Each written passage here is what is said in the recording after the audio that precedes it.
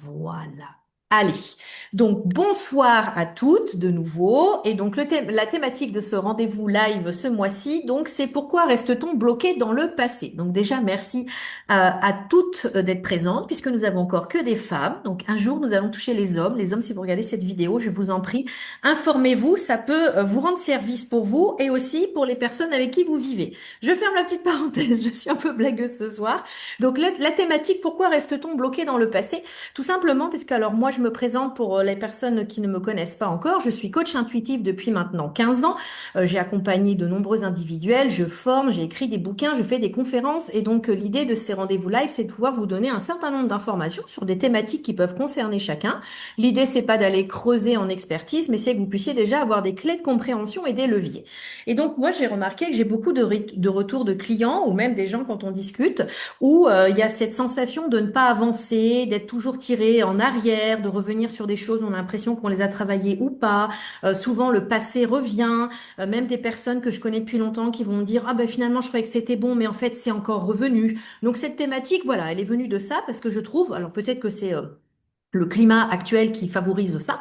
Mais en tout cas, je trouve que globalement, les personnes sont un petit peu figées, bloquées ces derniers temps et que effectivement, le lien avec le passé peut être un élément, une clé pour arriver à débloquer tout ça. Donc, j'ai décidé de vous informer en 3 temps. Donc déjà, on va commencer par poser un peu le constat, une sorte de diagnostic. C'est des mots un peu techniques, mais en gros, c'est quoi les petits indices pour se dire dans ma vie, peut-être que j'ai des éléments du passé qui me bloquent un petit peu. Alors, les indices, alors bien sûr, hein, c'est pas un diagnostic médical, ce sont des pistes, hein, donc vous voyez si ça vous parle ou pas. On peut être confronté à prendre des décisions et se rendre compte que finalement c'est assez difficile pour nous de décider des choses. C'est-à-dire qu'on a l'impression qu'on a décidé, hop, on va revenir en boucle sur autre chose, et puis 2 jours après, on va remettre en question la décision qu'on a prise. Donc ça, c'est un processus souvent qui vient nous alerter sur, ah, il y a peut-être quelque chose d'enfoui qu'on ne voit pas, qui nous empêche de prendre notre décision. Par définition, prendre une décision, pardon, ça nous permet de nous mettre en mouvement et donc d'avancer. Donc, s'il y a quelque chose qui nous empêche ou qui limite ce process de décision, c'est que généralement, il y a un frein, souvent inconscient, par rapport à une avancée. On peut avoir peur de la nouveauté, donc c'est plus ou moins fort en fonction des sujets, mais généralement, voilà, si on vient à nous et qu'on nous propose quelque chose qu'on a peu expérimenté, on sent que ça va pas forcément nous appeler, mais que ça va quand même allumer des warnings. On peut, donc ça c'est le point le plus important, se rendre compte, identifier qu'on est un petit peu dans des schémas répétitifs. Alors ça vous est forcément un petit peu arrivé toutes, au moins à un moment donné dans votre vie, plus ou moins marqué. Et ce qui est intéressant, c'est de vérifier dans quelle situation et sous quelle forme ces schémas se répètent. Est-ce que c'est toujours dans ma situation amoureuse? Est-ce qu'au contraire, c'est toujours dans ma situation professionnelle? Et d'identifier dans ce schéma, est-ce que finalement l'issue de la situation est toujours la même? Donc voilà, exemple, bah, je commence une relation amoureuse et puis toujours un espèce de cycle. Au bout de 3 mois, pouf, je m'enfuis et en fait, je vais pas au bout de ma relation. Ce sont des exemples, bien sûr, il y en a beaucoup d'autres qui existent. Une sensation, c'est celle que je vous ai proposée en intro, de blocage. En fait, j'ai envie d'avancer, mais il y a quelque chose qui m'empêche. Voilà, je sens qu'il y a un cap à franchir et en fait, même si l'envie est là, bah, j'arrive pas à passer à l'action, j'arrive pas à concrétiser tout ça. Donc ça revient un peu à procrastiner, hein. Donc ça, c'est des choses aussi que j'entends beaucoup dans les personnes qui viennent à moi. J'ai envie, hein, mais concrètement, il y a rien qui se passe. Saboter aussi, hein. Il y en a qui sont plus habitués que d'autres à se rendre compte que ah, en fait, j'avais tout pour que ça marche et il s'est passé un truc qui fait en sorte que bah ça marche pas. Ou également fuir, donc tout ce qui va être évitement de certaines situations. D'autres indices également pour vous donner un peu la puce à l'oreille, c'est votre degré de tolérance dans certaines situations, certains sujets, certaines paroles, certaines émotions, où vous allez peut-être vous rendre compte que votre tolérance est assez faible sur certains sujets.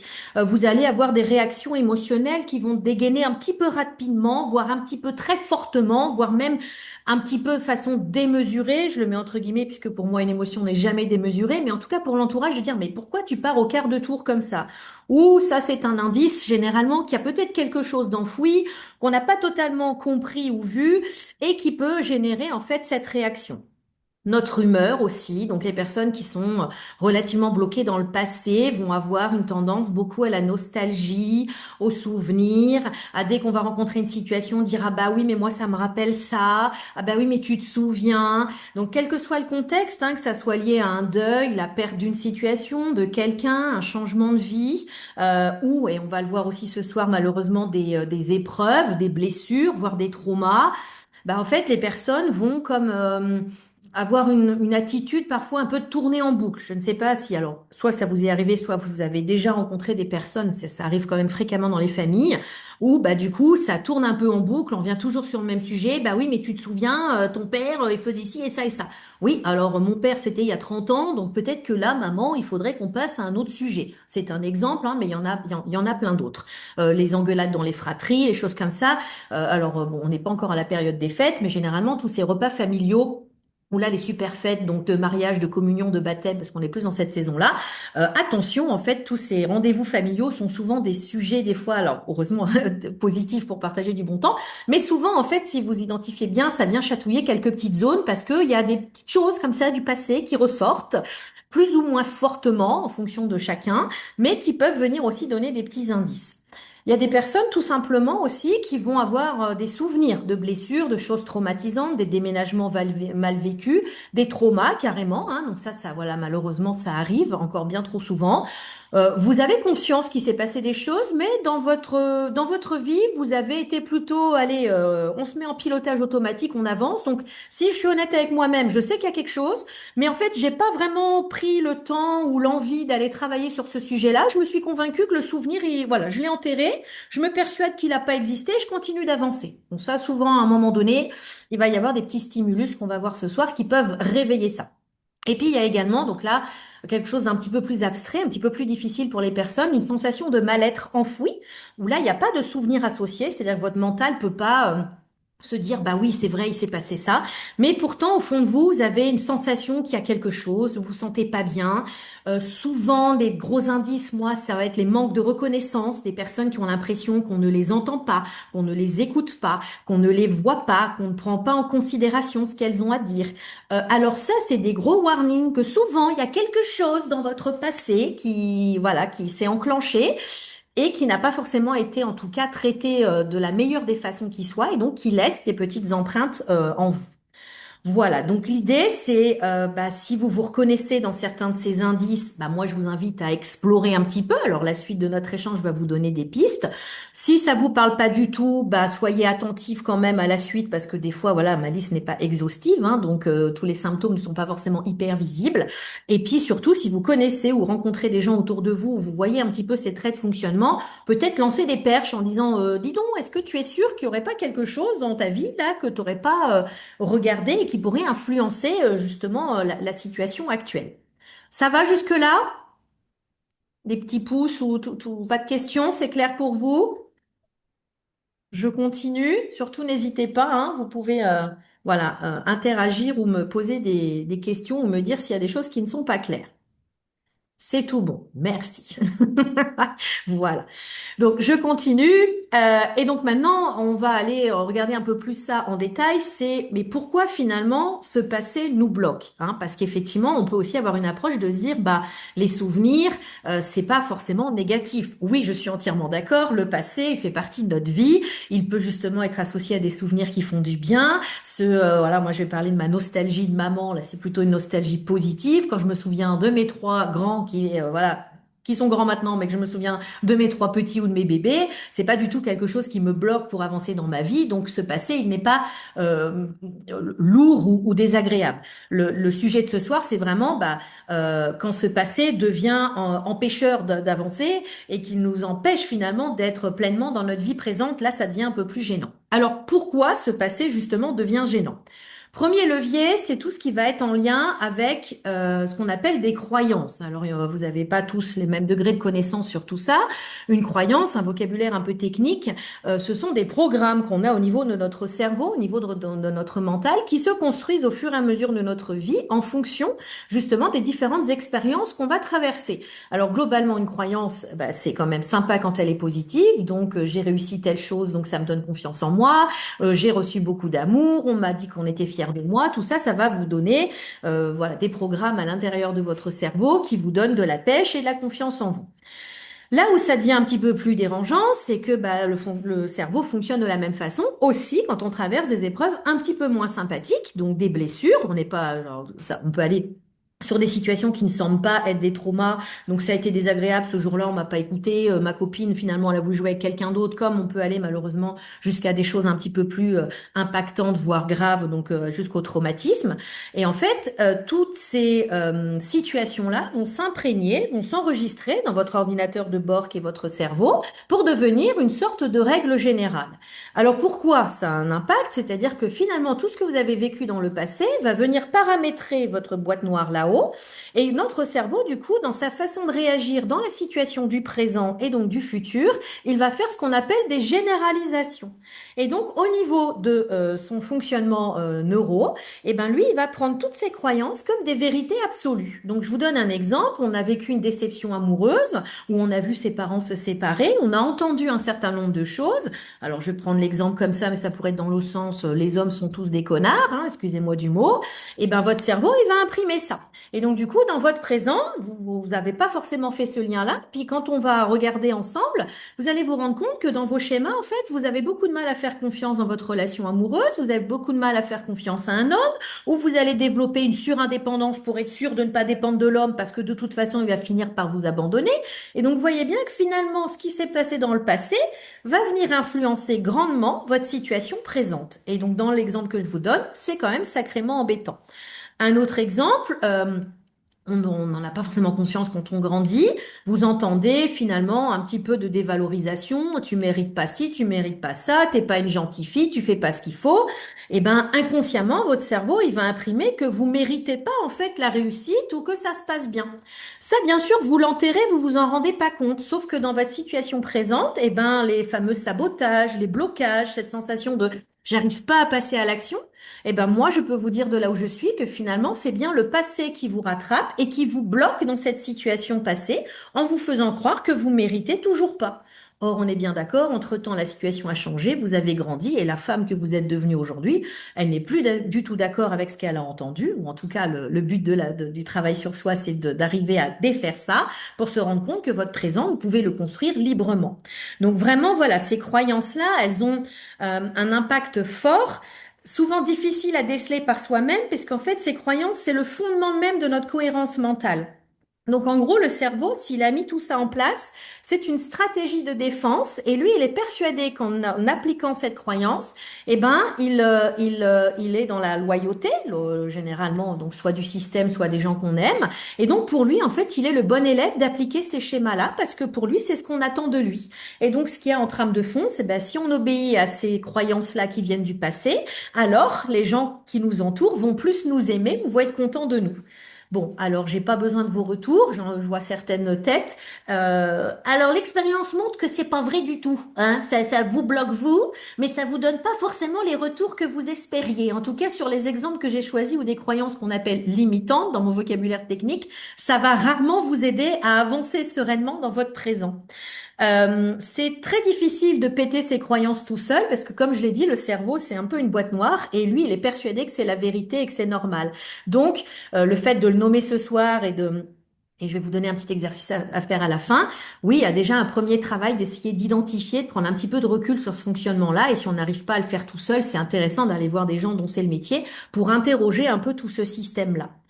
Dans ce fonctionnement mental, je l'ai nommé tout à l'heure, il y a également le process de nostalgie qui est très en lien avec le passé. La nostalgie, c'est pas le regret, hein. Le regret, c'est on est bloqué dans le passé et on va avoir une boucle mentale qui se dit j'aurais dû faire ci, j'aurais dû faire ça, j'ai pas pu faire ci, j'ai pas pu faire ça. C'est aussi quelque chose qui nous bloque et qui nous empêche d'avancer parce que là, on va plutôt nourrir une boucle de culpabilité, insolvable. Et le passé étant passé, vous n'allez pas pouvoir revenir en arrière et changer les choses. Le problème, c'est quand le mental il tourne en boucle sur ce sujet-là, il vous persuade et donc il va souvent alimenter la croyance que de toute façon, vous n'êtes pas à la hauteur, vous n'avez pas bien fait. Donc ça vient mettre votre sabotage dans le présent. La nostalgie, c'est pas le regret, c'est plutôt un process mental qui, à l'inverse, va s'accrocher à ses souvenirs positifs. Donc jusque-là, et c'est l'exemple que je vous ai donné tout à l'heure, ça va, d'accord, hein. Donc se raccrocher à du passé qui nous a fait du bien, c'est plutôt moteur et ça fait du bien. Là où la nostalgie devient gênante et bloquante, moi je le vois beaucoup malheureusement, c'est dans des cas de deuil, de séparation, de rupture, c'est-à-dire que le process neurologique de la nostalgie va faire comme une photo et va s'accrocher que aux éléments positifs. Alors même si dans la relation avec la personne ou la situation professionnelle, il y avait plus de négatifs que de positifs, la nostalgie va faire en sorte de vous ramener en mémoire et de ne garder que les petits bouts qui étaient positifs. Alors, si c'était relativement équilibré, beaucoup de positifs, peu de négatifs, ok pour la nostalgie. À peu près équilibré, ok, pourquoi pas. Mais généralement, le process de nostalgie, en fait, c'est plutôt un process mental pour vous empêcher à nouveau d'avancer. Et le cerveau va retenir les quelques miettes de positif parce que dans votre croyance, on revient un peu sur le même sujet, c'est difficile de se dire, bah oui, mais cette personne-là, de toute façon, elle était pas bien, ou elle me faisait du mal, ou j'étais pas heureuse, ou c'était pas cool.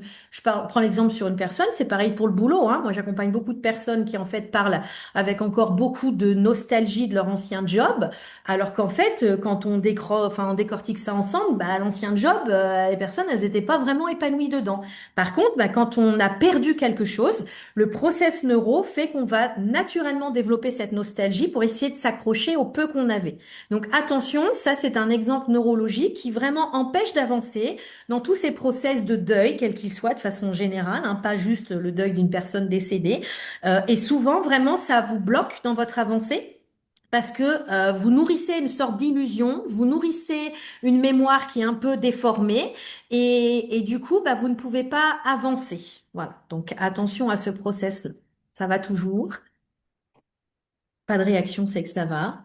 Je vous laisse réfléchir et appliquer tout ça vous à vos schémas à vous. Autre explication, c'est uniquement dans, oui, c'est un process mental. Après, on va voir qu'il y a la partie âme aussi, hein, donc j'ai décidé de vous parler aussi un peu d'une partie plus énergétique, spirituelle. Mais là, le process que je décris, on est vraiment sur un premier levier, vraiment mental, donc vraiment neurologique, un fonctionnement en fait dont on a peu conscience quand on ne s'est pas habitué à travailler dessus, hein. Justement, dans la continuité, au-delà du fonctionnement mental, on va avoir en lien donc psycho-émotionnel, donc nos fameuses émotions, puisque le mental et les émotions sont quand même pas si éloignés que ça et qu'il y a quand même des liens imbriqués.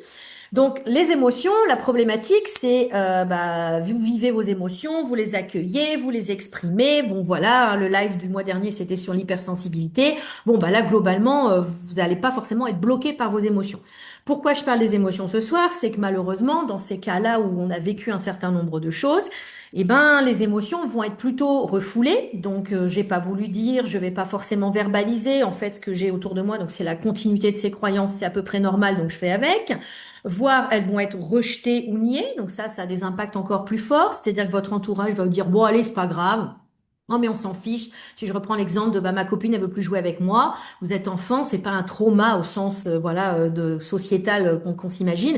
Et pourtant, nous, quand on travaille avec vous, si effectivement, c'est quand même un trauma parce que l'enfant que vous étiez, il l'a très mal vécu. Ça lui a fait beaucoup de peine. Il rentre le soir, il a besoin, envie de le partager. On veut lui dire, oh, c'est rien, t'en trouveras d'autres. Et ça, c'est une petite phrase comme ça, mais ça va impacter un fonctionnement. Et donc, vous allez comme cristalliser cette émotion. Cette émotion, elle va se bloquer à l'intérieur de vous. Elle va faire comme une espèce de grosse boule qui va rester enfouie à l'intérieur. D'accord? Et vous allez continuer d'avancer. Alors, l'image que je prends souvent, c'est l'image quand on fait le ménage et que au lieu de faire le ménage correctement jusqu'au bout, on va lever le tapis et puis on va cacher toutes les merdouilles qu'on a trouvées dans la pièce parce qu'on n'a pas le temps d'aller jusqu'à la poubelle et puis on va les mettre sous le tapis. Voilà, hein, d'où l'expression mettre sous le tapis.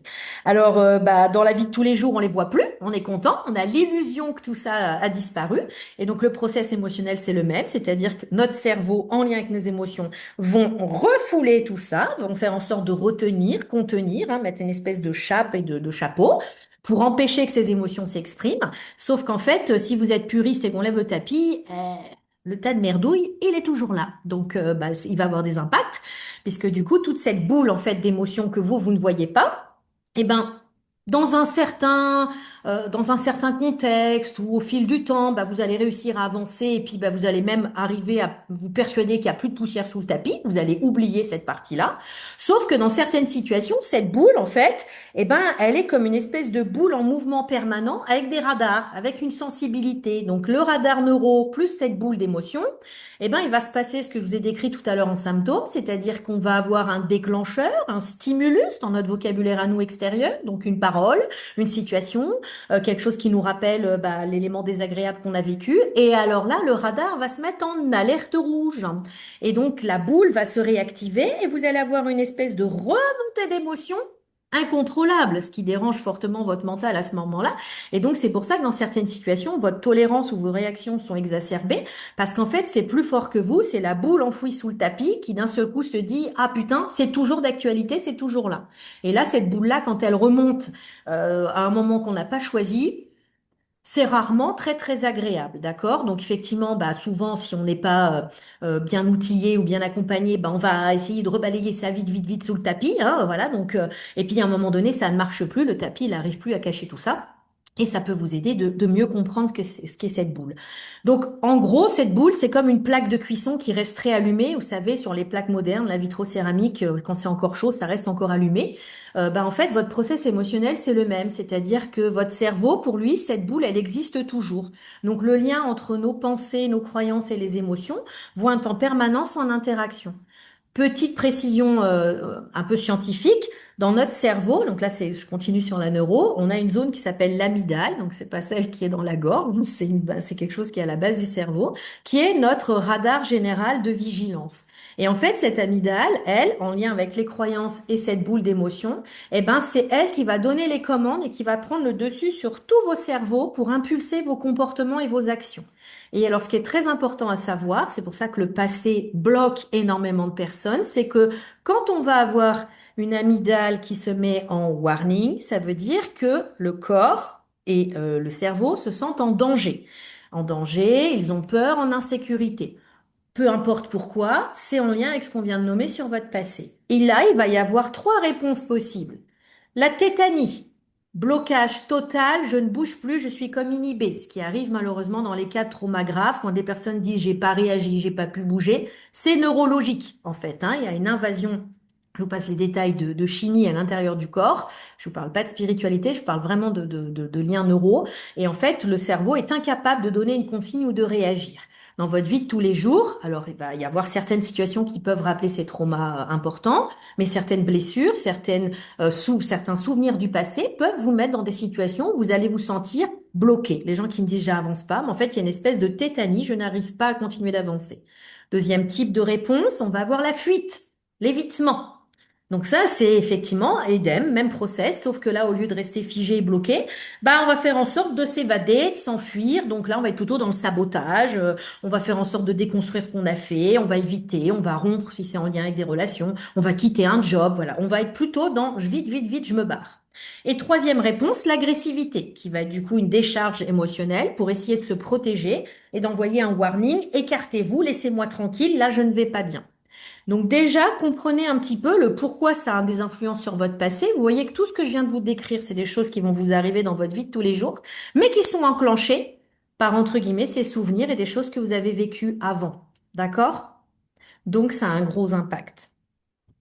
Ça va là-dessus? Sur la partie scientifique? Et l'autre approche que je voulais vous partager, c'est également une approche énergétique. Donc, je connais à peu près tout le monde, voilà, de ce soir, sauf une personne. Quand je parle d'approche énergétique, vous prenez ou vous ne prenez pas, d'accord? Tout le monde n'en a pas forcément les mêmes croyances. Donc là, pour les personnes qui ont une approche plus spirituelle, on a l'habitude de parler d'énergie et d'âme. Je mets pas de connotation religieuse dans mon discours, juste je vous parle de cette partie un petit peu plus spirituelle. Et donc là, notre âme également, donc elle va être également en lien avec tout ce qui est émotionnel, puisque dans notre approche spirituelle, les émotions sont les messages de notre âme. Donc pour les personnes qui sont ouvertes à cette compréhension, en fait, quand vous ressentez ressentez des émotions, c'est votre âme qui vous souffle des choses d'un point de vue vibratoire.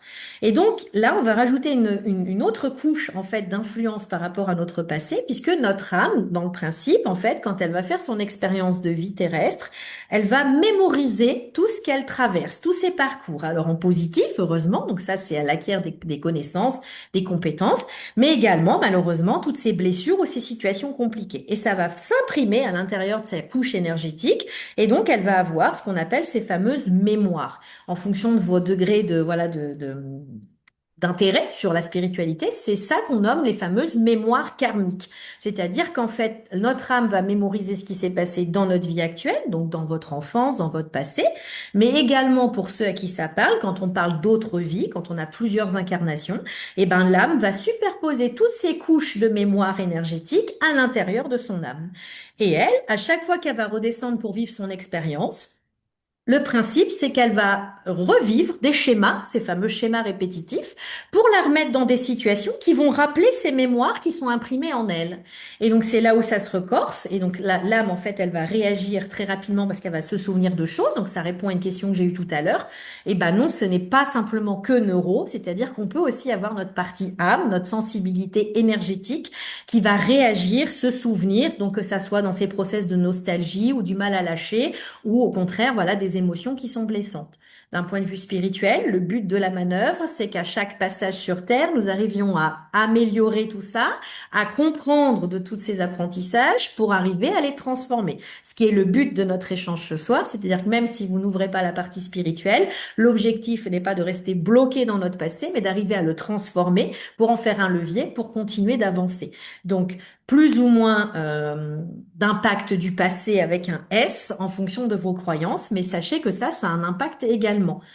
Pour moi, ce qui va être important, c'est que on peut le prendre dans les deux sens, c'est-à-dire que des personnes qui ont déjà travaillé sur elles, qui ont fait ce check, qui mentalement ne comprennent, enfin ont déjà voilà décortiqué tout ça, ce qui leur est arrivé dans leur vie, et pourtant les schémas répétitifs et les symptômes dont j'ai parlé continuent d'être là.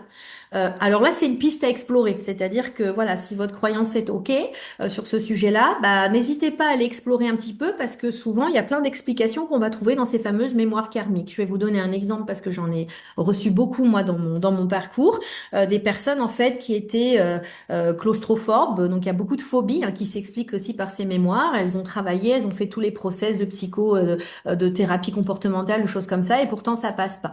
Et finalement, en travaillant sur une approche un peu plus énergétique, un peu plus spirituelle, on se rend compte que dans une autre vie, en fait, cette personne a été malheureusement enterrée vivante. Ça laisse quelques traces et quelques mémoires au niveau de l'âme. Donc là, c'était plus le fonctionnement neurologique, c'est vraiment l'âme qui, à chaque fois qu'elle se retrouvait dans un environnement petit et dans le noir, avait vraiment ces sensations et ces clignotants qui se mettaient en route. Et donc, dans le fonctionnement, l'âme va passer par l'émotion, va déclencher ce signal très fort. Et on revient sur le fonctionnement que je vous ai expliqué. C'est-à-dire que c'est l'âme qui envoie l'info, mais la boule va s'activer, ça va venir alerter le cerveau. Et donc, du coup, derrière, on va avoir les actions qu'on a vues tout à l'heure. D'accord? Donc, ça peut être intéressant. Dans l'autre sens, quand j'ai des personnes qui sont très dans l'énergétique et qui travaillent principalement sur ça, je ne suis pas fan non plus. Parce qu'en fait, avant d'aller ouvrir plein de mémoires et de choses qui sont liées à d'autres expériences terrestres, c'est très important d'aller faire ce ménage et de vérifier dans notre propre vie consciente là, qu'est-ce qui a impacté notre cerveau, les fameuses croyances dont je vous ai parlé, et commençons déjà par comprendre le passé dans lequel nous vivons actuellement avant d'aller ouvrir d'autres brèches. En tout cas, moi, c'est le conseil que je donne. Je suis une convaincue de l'énergétique, mais voilà, dans mes petites râleries, attention à trop d'énergétique, à toutes ces mémoires akashiques, à tout ce qu'on ouvre à tout va, parce qu'en fait, des personnes qui vont bien vont se retrouver avec plein de mémoires à traiter, alors que finalement, le mental n'est pas en capacité de traiter toutes ces informations. Donc, c'est important pour moi de vraiment faire les choses dans le bon sens. Donc, je reste une convaincue, mais attention un petit peu à l'équilibre global de la personne. Voilà un petit peu rapidement les explications de pourquoi ça peut influencer votre vie présente. Ça va toujours? Je continue? Yes. Le dernier point que je veux voir avec vous, avant qu'on passe sur de l'échange, c'est du coup les leviers pour transformer tout ça, hein, parce que l'idée c'est que je vous donne des clés de compréhension. Je suis attaquée par une mouche. Je vous donne des clés de compréhension, mais à la fois pour moi, ce qui est important, c'est de ne pas justement vous laisser complètement bloqué dans ce passé et qu'on puisse comprendre, bah ok, c'est bien, mais comment on fait pour changer tout ça?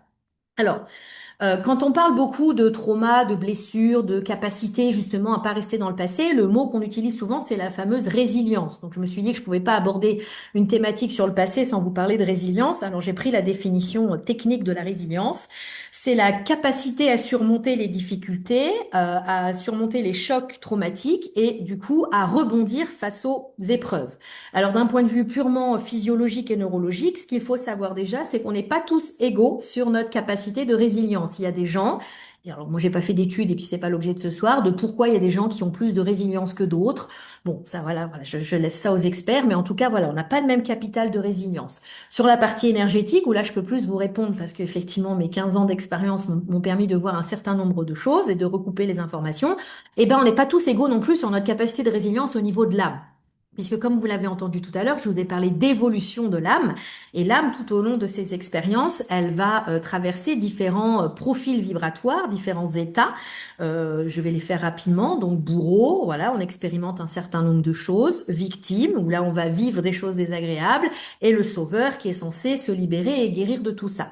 Donc une âme qui va être sur un profil vibratoire de victime va avoir énormément de difficultés à déclencher cette résilience et à transformer son passé, puisque elle, la victimisation fait partie intégrante de sa façon d'exister et qu'elle veut rester bloquée dans le passé, puisque sa nature et sa valeur sont étroitement corrélées à justement le fait qu'elle vive des choses difficiles.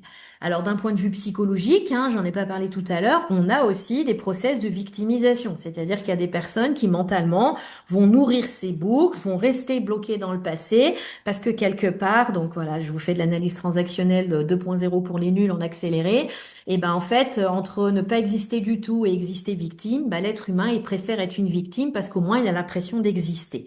Donc ces process-là, voilà, ce sont des choses qui existent d'un point de vue psy et d'un point de vue énergétique qui permettent à la personne de se sentir exister, sauf qu'en fait, il y a une grosse illusion derrière parce que ça ne permet absolument pas à la personne de s'épanouir et de se sentir bien. Elle est dans une espèce d'illusion.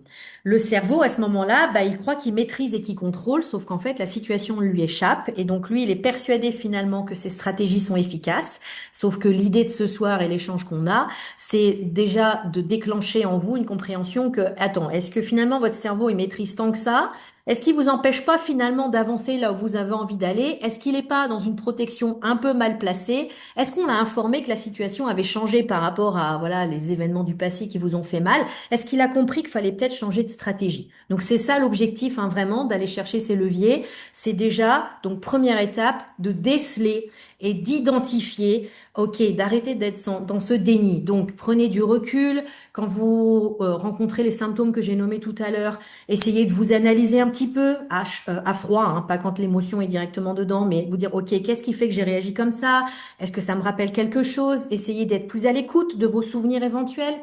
Alors les souvenirs, les sensations, des fois ils sont clairs, des fois c'est très subtil, des fois c'est dans les rêves aussi. Donc n'hésitez pas à être un petit peu plus à l'écoute de toute cette phase-là, puisque de toute façon on ne peut pas transformer notre passé tant qu'on est encore dans cette phase de déni et qu'on a l'impression que tout va bien, hein. Donc en gros c'est, bah il est temps de lever le tapis, hein. On va arrêter de faire semblant qu'il n'y ait pas de poussière sur le tapis. La première étape c'est bon, allez, ça me fait chier, j'ai pas envie de faire le ménage à fond. Mais là, je vais lever le tapis, d'accord? Donc, c'est pas toujours facile hein, de faire ce diagnostic ou cette analyse tout seul. Donc, je vous l'ai un petit peu dit tout à l'heure, je le redis, n'hésitez pas à écouter les retours des proches bienveillants. Hein, je précise toujours ça parce que si vous allez demander des retours aux personnes qui contribuent à votre mal-être, ça va pas vous aider à avancer. Hein.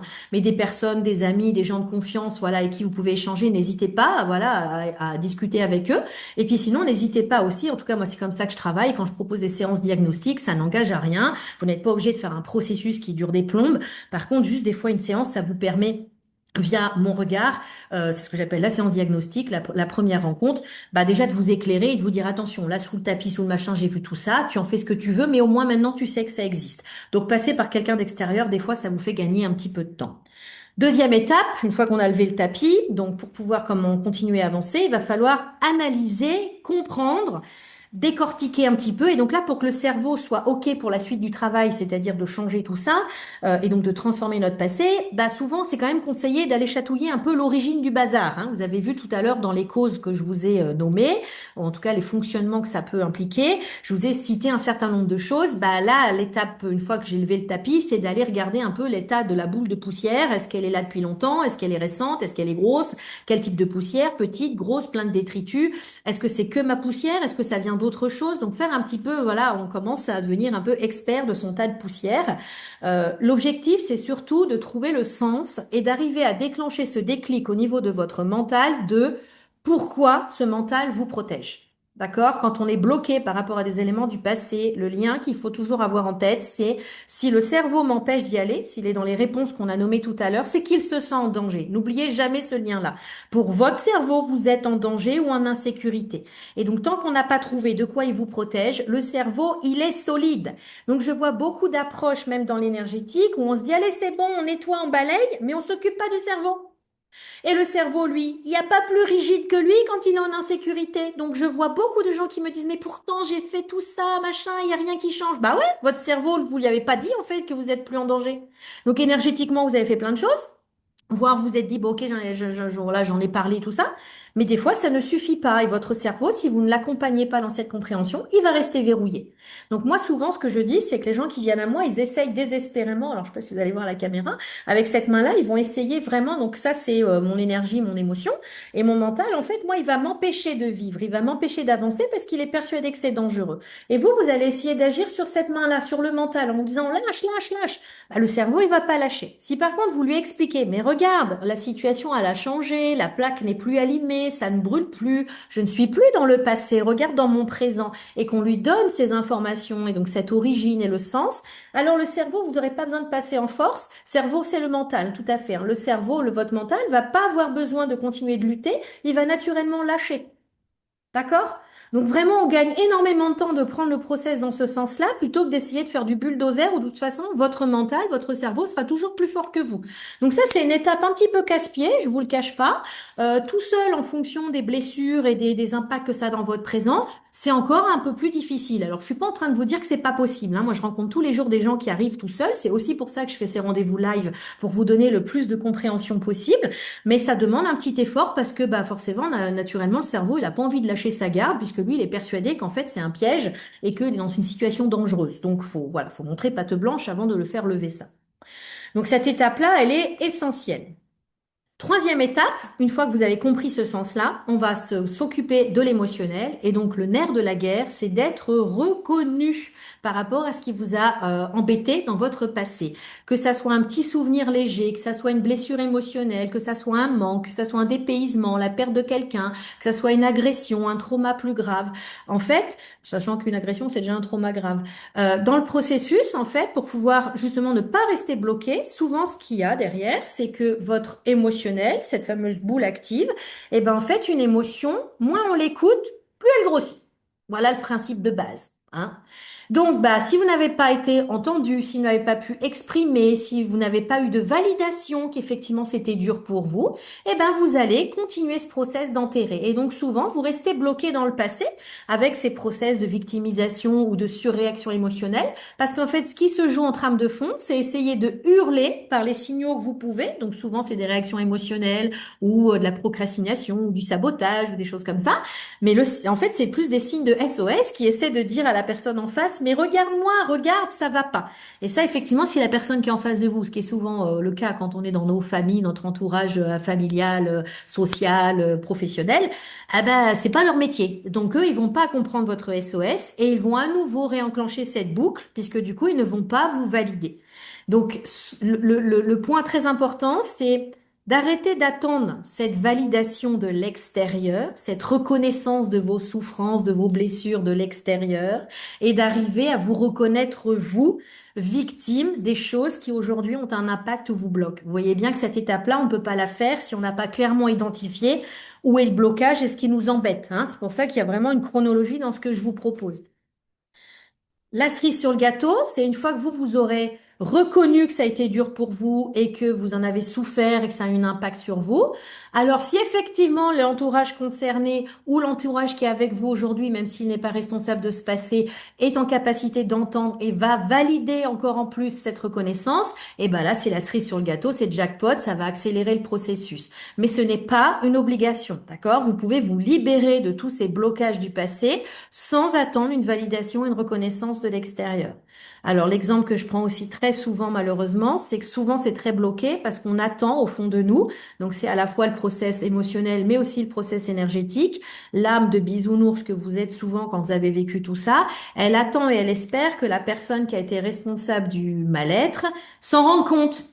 Donc, on a toute la phase avec nos fameuses croyances où on trouve des excuses, on justifie, on est dans la loyauté, mais non, mais machin, et on voit l'autre presque comme une victime, hein, parce que, bah, en fait, c'est pas sa faute. Et puis, au fond de vous, bah, vous espérez, en fait, vous êtes toujours dans cette espèce d'attente qu'à un moment donné, la personne se rende compte. Alors, des fois, ça arrive, génial. 8 fois sur 10, ça n'arrive pas, hein. J'aimerais avoir d'autres chiffres, mais moi, dans toutes ces années d'accompagnement, ça arrive rarement. C'est comme si dans un dessin animé, le gentil que vous êtes va voir le méchant pour lui dire, dis donc méchant, tu reconnais que t'as été méchant, c'est pas cool. Je ne sais pas quel dessin animé vous regardez, mais moi j'ai rarement vu ça. Ça marche rarement, hein. Alors il y a certaines approches qui essayent d'expliquer le passé difficile des méchants et pourquoi ils sont devenus méchants. Ok, d'accord, donc ça peut expliquer, mais ça ne justifie pas la situation et en tout cas ça ne justifie pas de trouver plein d'excuses à ces personnes-là qui, à un moment donné, ont eu des impacts sur vous. Alors là, je parle de personnes, ça peut être des situations, hein, ça peut être la faute à pas de chance, hein, voilà, des choses qui sont passées où on n'a pas la main dessus, des accidents, des pertes, des décès, et c'est pas la faute de quelqu'un.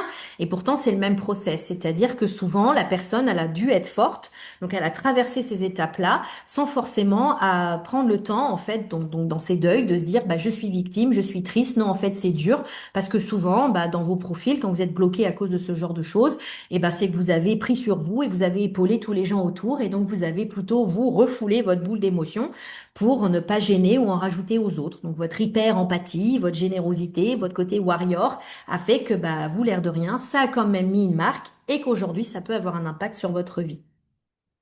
OK? Dernier point, une fois qu'on a traversé ces étapes-là, quand même, bah, on transforme. Donc transformer, sublimer, l'idée c'est de tirer une force de ce passé. Donc je l'ai décelé, je l'analyse, je me reconnais victime. Et la dernière étape, c'est que du coup je vais le sublimer. Moi je parle beaucoup d'alchimie, c'est-à-dire comment de ces épreuves compliquées, j'en tire une lumière et une force pour que dans ma vie ça devienne un apprentissage. Alors on n'oublie pas le passé, hein. Moi j'entends beaucoup de gens, non, l'idée c'est pas du tout de vous faire oublier ce qui s'est passé, ça fait partie de votre chemin. Mais ça ne vous généralise pas et ça ne vous résume pas non plus. Vous n'êtes pas que ce qui s'est passé dans le passé. Votre présent et votre futur vont continuer de construire qui vous êtes et c'est important de garder cette notion d'évolution. Là, je peux pas rentrer dans le détail puisque cette transformation, une fois qu'on a passé les étapes précédentes, elle va passer surtout sur un gros travail mental principalement, puisque ces fameuses croyances dont je vous ai parlé, tout à fait, on pardonne, mais on n'oublie pas. Alors, sachant que pardonner, en plus, c'est pas une obligation non plus pour aller bien, hein. Ça dépend des gens et ça dépend de ce qui s'est passé, hein. Donc, attention à la notion de pardon, elle est propre à chacun. Spirituellement, beaucoup de pression sur le sujet. C'est pas du tout moi ce que je reçois en guidance. Ce qui est important, c'est d'être détaché, de trouver une neutralité pour vous, que vous soyez apaisé. On n'est pas obligé d'aller faire bisous bisous en fonction des traumatismes ou de l'agression qui s'est passée, hein. C'est pas non plus ça qui nous demande là-haut.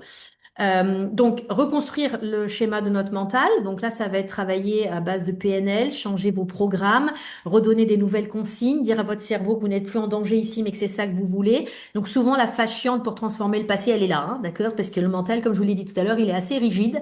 Donc, il faut s'entraîner, hein, et il faut lui répéter les nouvelles consignes. Quand on est avec un coach, bah nous c'est notre métier, donc c'est plus facile. Tout seul, vous pouvez y arriver, mais il faut un petit peu de rigueur, hein. C'est comme les addictions, c'est comme voilà, c'est du coup si on s'entraîne pas régulièrement, eh ben les réflexes, les schémas dont je vous ai parlé, ils vont revenir et ils vont vous empêcher d'avancer. On peut également transformer tout ce qui est nostalgie en essayant de dire ok, je garde ce qui est de positif, comme ça j'apaise le souvenir et la relation, mais j'oublie pas tout ce qu'il y avait autour, donc je garde aussi cette partie. Bah en fait, je suis libérée aussi d'un certain nombre de choses pour reprendre son pouvoir à soi. Et dans cette transformation, sur la partie aussi énergétique, il y a tout le travail de libération de mémoire qui peuvent être liés à cette vie terrestre, donc quand on a vécu des choses plus jeunes, dans le passé, dans l'enfance, dans la naissance, des choses comme ça, et également les mémoires karmiques dont j'ai parlé tout à l'heure. Donc effectivement, On peut également avoir un travail énergétique pour aller alléger cette partie âme. Mais pour moi, en tout cas dans ma pratique, je ne dissocie jamais ce travail énergétique de l'approche psycho-émotionnelle. Parce que comme je vous l'ai expliqué tout à l'heure, en fait, votre âme, elle va aller bien. Et ça, c'est réel, hein, je remets pas du tout ça en question. Sauf que votre mental, il va pas avoir suivi la manœuvre. Donc moi, je reçois toutes les semaines des gens qui ont fait un gros travail énergétique, mais qui n'ont absolument rien changé dans leur vie. Parce que la partie psycho-émotionnelle, en fait, elle a pas suivi. Donc énergétiquement, c'est génial. Donc souvent, ces personnes y ont mis du temps et voire beaucoup d'argent, hein, voilà, je ne rentrerai pas dans les débats. Sauf qu'en fait, concrètement, dans leur vie de tous les jours, bah, elles voient pas les conséquences. Donc je trouve ça un petit peu dommage. En tout cas, c'est le discours que je tiens, voilà, à transmettre ce soir. Voilà, de façon assez synthétique, parce que c'est un sujet passionnant et je pourrais aller dans beaucoup plus de détails encore. Pour finir, je propose un petit exercice. Si vous avez identifié ou après coup, si voilà, il y a des choses qui vous viennent. Un petit exercice assez simple, alors simple à faire, mais pas forcément simple à vivre, c'est d'écrire une lettre.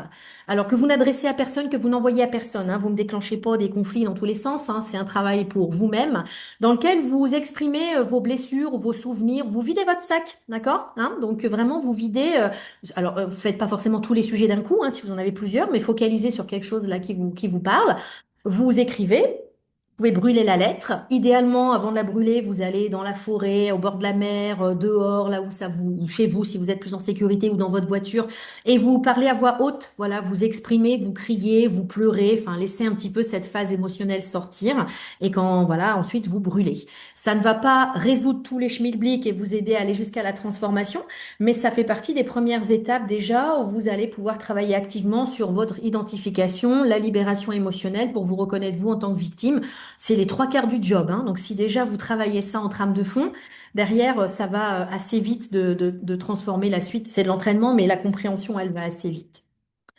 Voilà pour ce soir. Donc, je vais couper l'enregistrement et je vais rester avec les personnes présentes pour les questions plus en solo.